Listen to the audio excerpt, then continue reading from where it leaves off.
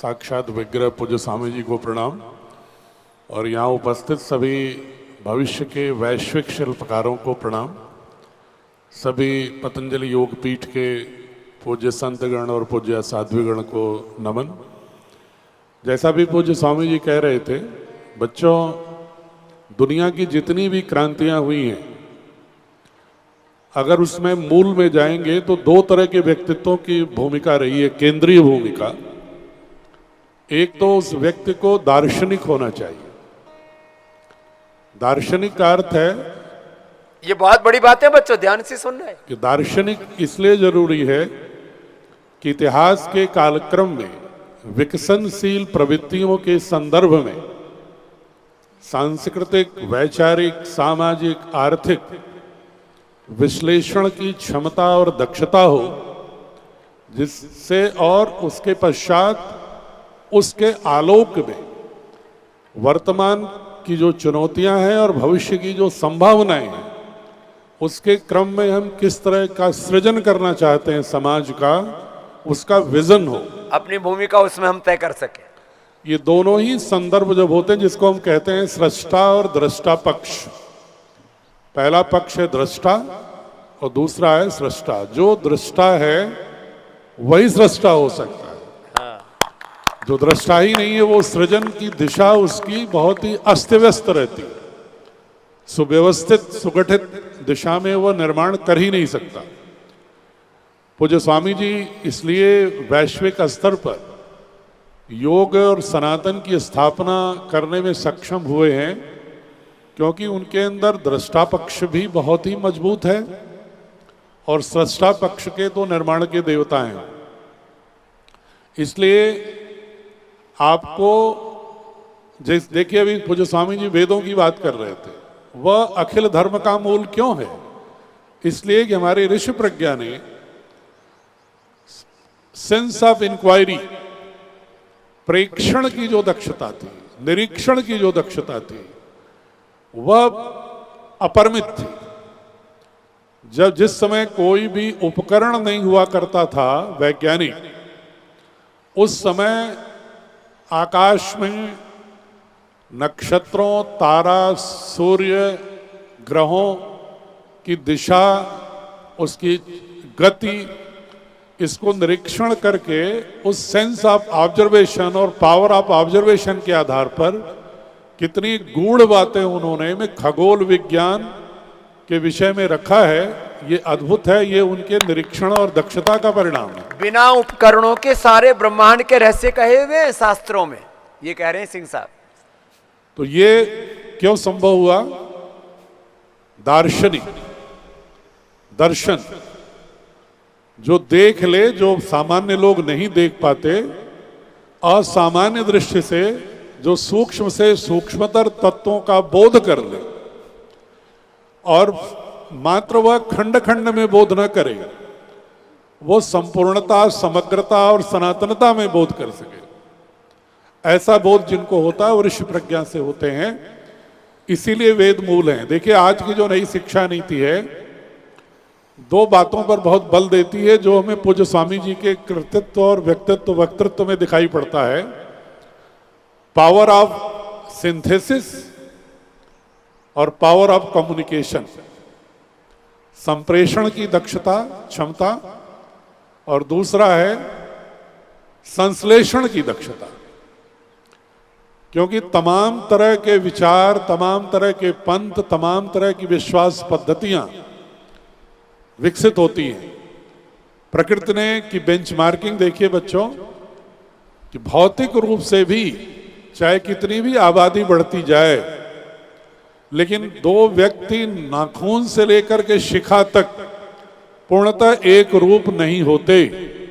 तो जब भौतिक ढांचा, आकार हमारा एक रूप नहीं हो पाता, तो स्वाभाविक रूप से वैचारिक भिन्नताएं, मन और बुद्धि की चंचलताएं, उसकी व्यापकता में विविधता तो होगी ही, लेकिन उन विविधताओं में एकत्व का सूत्र तलाश लेना, यही दार्शनिक का काम। कि विविधताएं हैं लेकिन एकत्व का सूत्र है। उसी को मैं कह रहा था, पावर ऑफ सिंथेसिस। आप अगर देखेंगे पूज्य स्वामी जी के व्यक्तित्व में, मैं इसलिए उनकी व्यक्तित्व की चर्चा कर रहा हूं कि आपके सामने सबसे बड़े प्रेरणादायक व्यक्तित्व, सौभाग्य से पतंजलि योग पीठ ही नहीं पूरे देश में पूज्य स्वामी जी हैं। चाहे वैदिक धर्म की बात हो, चाहे उपनिषदों की आख्यानों की बात हो, चाहे वो बुद्धिज्म की बात हो, जैनिज्म की बात हो, सिखिज्म की बात हो, या इवन जोरास्ट्रियंस अवेस्ता की बात हो, इस्लाम की बात हो, क्रिश्चियनिटी के बाइबल की बात हो, न्यू टेस्टामेंट ओल्ड टेस्टामेंट की बात हो, स्वामी जी की बातों में आप पूर्णतः मानवीय एकत्व सूत्रों का ही बोध पाते हैं। वो इसलिए पाते हैं कि वो सभी पंथों में, सभी विश्वासों में, सभी शास्त्रों में उस एकता के सूत्र को तलाशते हैं जो हमारे वैश्विक संस्कृति को गढ़ने में सहायक हो सकती है और मनुष्य के बीच की खाई को समाप्त करने, घृणा को समाप्त करने में सक्षम हो सकती है। और उन्हीं सत्यों के समुच्चय को, मूल्यों के समूह को स्वामी जी सनातनता का बोध कहते हैं, भारत बोध कहते हैं। और अगर उनके अंदर संप्रेषण की क्षमता नहीं होती, संश्लेषण की क्षमता नहीं होती, तो इतने बड़े निर्माण, इतने बड़े सृजन की संभावना प्रकृति उनके माध्यम से नहीं गढ़ पाती। बच्चों, जो नई शिक्षा नीति है उसमें कुछ 6 प्रकार की कॉम्पिटेंसीज की बात करती है। इसको आप ध्यान से सुनिएगा। बहुत बड़ी बात है, जो आजादी के 75 वर्ष बाद शिक्षा की दिशाएं कैसी होनी चाहिए, शिक्षा के द्वारा हम क्या पाना चाहते हैं, शिक्षा के द्वारा कैसे व्यक्तित्व का निर्माण होना चाहिए, शिक्षा से क्या हम अल्टीमेट आउटकम चाहते हैं, इसको बहुत बहुत गंभीरता से विचार किया गया। वो 6 बड़े निष्कर्ष आपको कह रहे हैं, जरा सुनना इसको और उसके अनुरूप अपने आप को ढालना है जी। 6 जो कॉम्पिटेंसीज कहते हैं, दक्षता। पहला है सेंस ऑफ इंक्वायरी, कि आपके अंदर जिज्ञासा होनी चाहिए ज्ञान के प्रति, किसी घटना के प्रति, ऐसा क्यों हो रहा है, को हम कस्मात कुतायात, मैं हूं कौन, ये प्रकृति कौन है, समाज का ढांचा कैसे खड़ा हुआ, आकाश में, अंतरिक्ष में नक्षत्र, तारामंडल, आकाश गंगाएं किस तरह विचरण करती हैं, इनके अस्तित्व का कारण क्या है, इनके अस्तित्वों के मध्य में कोई एकता के सूत्र हैं क्या, इनके बीच में कोई ऊर्जा स्वरूप है क्या, परम ऊर्जा तत्व है क्या, इसकी तलाश करना, इसके बारे में सोचना और अपने बायोलॉजिकल जो हैपनिंग्स है, अपने भीतर भी जो घटित हो रहा है शरीर में, मन में, बुद्धि में, चित्त में, उसको भी सतर्क दृष्टि से प्रेक्षण करना और उसके बारे में प्रश्न करना और समाधान के लिए दिशा तय करना, इसको कहते हैं सेंस ऑफ इंक्वायरी। दूसरा है power of communication. Power of communication के लिए क्या जरूरी है, आपके पास पहले तो बोध होना चाहिए, संवेदना होनी चाहिए, बौद्धिक दक्षता होनी चाहिए और उसको भी भाषा के जब तक नहीं होगी, लैंग्वेज नहीं होगी, लिंग्विस्टिक पावर नहीं होगा, तब तक आप उसको व्यक्त करने में समर्थ नहीं होंगे, क्योंकि साधन तो भाषा ही है व्यक्त करने के। आप देखेंगे बहुत सारे ऐसे लोग हैं जो विद्वान हैं, लेकिन वो संसार में जब अपने भाव को अभिव्यक्त करने के लिए भाषा की दक्षता नहीं रख पाते, तो वो अपने व्यक्तित्व को के माध्यम से संसार में कुछ कल्याण करने की का मार्ग ही प्रशस्त नहीं कर पाते। इसलिए कम्युनिकेशन की पावर के लिए भाषा, और भाषा में बहुत सारी चीजें हैं। और आप देखें बच्चों, दुनिया में पहली भाषा वेदों की ही है जिसमें पूरा भाषा विज्ञान रहा है। आप अगर वेदांग की बात देखेंगे तो उसमें शिक्षा, जिसको उच्चारण, निरुक्त, उसका इंटरप्रिटेशन, छंद और व्याकरण, पहले वेदों की ऋचाएं आई, इसके बाद वेदांग आया उनको समझने के लिए, उसके व्याकरण और विज्ञान को समझने के लिए। आज पूरी दुनिया जब भाषा सिखाती है तो इसी प्रक्रिया का पालन करने की बात कहती है। वो कहती है कि भाषा को एक सहज रूप से सीखना चाहिए और भाषा बोलने, समझने, पढ़ने के माध्यम से ही व्याकरण, छंद और उसकी व्याख्या और उसका उच्चारण की उत्कृष्टता के बारे में सोचना चाहिए। ये पूरी दुनिया का भाषा विज्ञान ये कह रहा है, जो हमारे वैदिक ज्ञान में पहले से ही रहा है। तीसरा उन्होंने कहा प्रॉब्लम सॉल्विंग कैपेसिटी। अगर आप शिक्षित हैं तो आपके सामने ये सामर्थ्य होना चाहिए आपके पास कि अगर आपके सामने कोई समस्या आती है तो उससे घबराने की बजाय आप उसके समाधान करने की विषय में आपके पास विकल्प हों और पुरुषार्थ करने की प्रेरणा हो, तभी आप समाधान पर शिक्षित व्यक्ति कहे जाएंगे। अन्यथा आप हमेशा आप देखेंगे अधिकांश लोग सिर्फ समस्याएं गिनाते रहते हैं और उसी समस्याओं को गिनाते हुए रुदन करते रहते हैं, रोते रहते हैं। सफल व्यक्ति वही होता है जो समस्याओं से भागता नहीं, समस्याओं को चिन्हित तो करता है, आइडेंटिफाई करता है प्रॉब्लम्स को, लेकिन उसके समाधान के कौन से बिंदु हो सकते हैं, कौन सा सामर्थ्य अर्जित करना है, किस दिशा में चलना है, कैसे आगे बढ़ना है, कब तक इस पर चलना है, जिसको पूज्य स्वामी जी कहते हैं ना विकल्प रहित संकल्प, अखंड पुरुषार्थ, उसके साधन हैं उसको प्राप्त करने। चौथा उन्होंने कहा कि हमारे अंदर, जिस पर पूज्य स्वामी जी प्राय फोकस करते हैं, हेल्थ, सस्टेनेंस एंड वर्क, समग्र स्वास्थ्य। शिक्षित व्यक्ति वही है जो अपने को समग्र रूप से स्वस्थ रख रहा है, और समग्र रूप से स्वस्थ रखने की जो बात होती है तो आप पाओगे कि वैदिक ऋचाओं के अलावा और वेदानुकूल शास्त्रों के अलावा समग्र स्वास्थ्य की चर्चा पूरे विश्व इतिहास में किसी भी शास्त्र में नहीं है। एक बहुत बड़ा तत्व है, वेद और वेदानुकूल शास्त्रों में स्वास्थ्य खाली फिजिकली नहीं, physical, mental, emotional, religious, spiritual, political और यूनिवर्सल, माने वही व्यष्टि से लेकर के समष्टि के समग्र स्वास्थ्य की। तो ये क्या शब्द बोला था? Health, sustenance and work. Work जी, उनका कहना है कि शिक्षित व्यक्ति वही है जो समग्र रूप से स्वस्थ होगा, उसमें निरंतरता होगी, पोषणीयता होगी, वही कार्य के लिए कुछ उपादान के साथ जुड़ सकता है। जो स्वस्थ ही नहीं होगा वो कार्य क्या करेगा?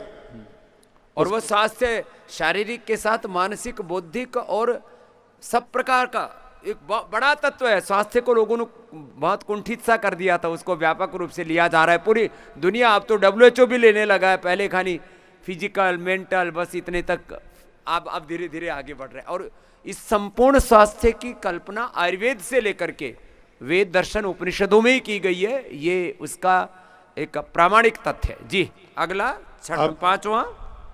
पांचवा है एस्थेटिक एंड कल्चरल एप्रिसिएशन।